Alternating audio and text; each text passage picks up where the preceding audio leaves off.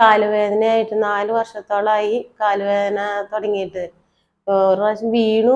ഒരു വർഷത്തിൽ കഴിഞ്ഞപ്പോഴേ എനിക്കൊരു വേദന തുടങ്ങിയത്.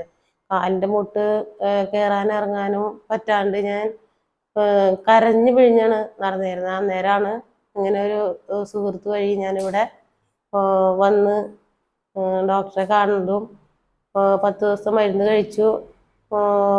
15-ാം ദിവസമാണ് ഞാൻ പിന്നെ ഇവിടെ എത്തണത്. അപ്പോൾ എനിക്ക് വേദനയ്ക്ക് കുറവ് കിട്ടിയപ്പോൾ എനിക്ക് വീണ്ടും കാണാമെന്നായി.